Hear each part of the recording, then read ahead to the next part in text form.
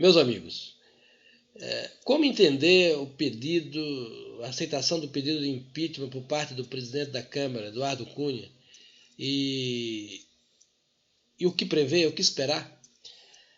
Nós devemos entender que a política, como a vida, é um teatro.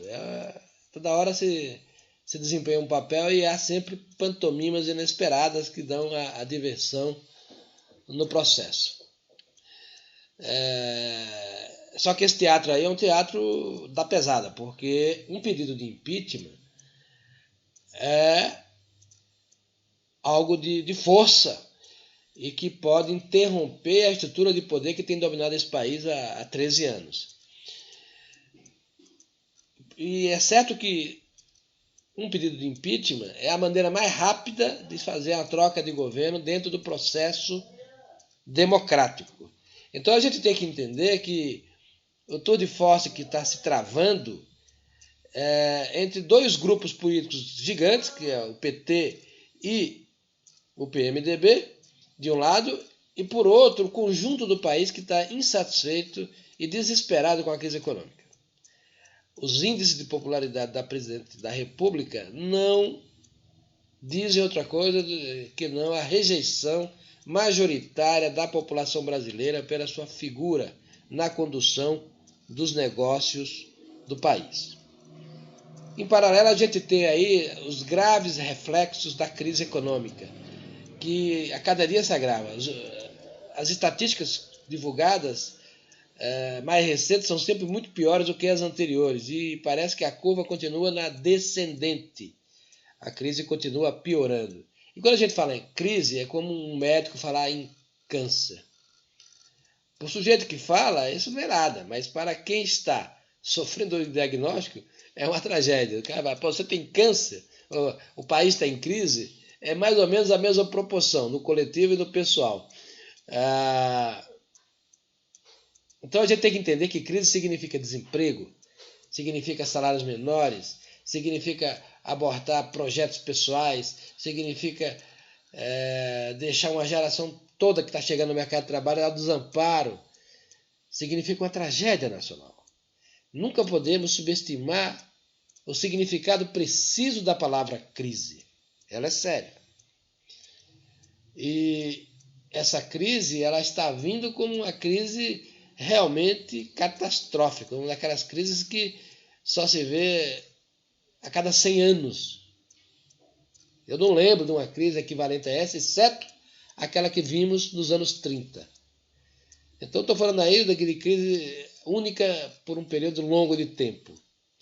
E a dona Dilma Rousseff é a dona da crise. Foi ela que fabricou a crise. Foi ela que detonou o processo de realinhamento de preço das tarifas de uma maneira exorbitante e atabalhoada. Foi ela que fez desaparecer as boas expectativas que tinham os brasileiros no começo do ano de 1914. Lá para cá só deteriorou. Não é? E o seu partido, juntamente com ela, se envolveram no maior escândalo de corrupção da história desse planeta.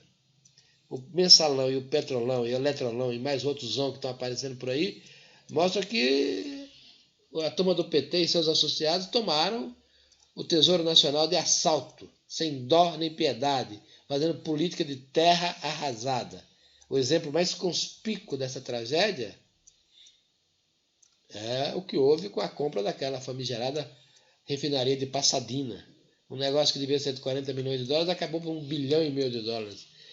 E segundo os órgãos de controle, provavelmente 80% desse valor era constituído basicamente por propinas. É um escândalo. Pois bem, toda a gente sabe disso e isso está contribuindo para que a imagem da presidente da República seja depreciada. O pedido de impeachment, numa circunstância de crise econômica, numa circunstância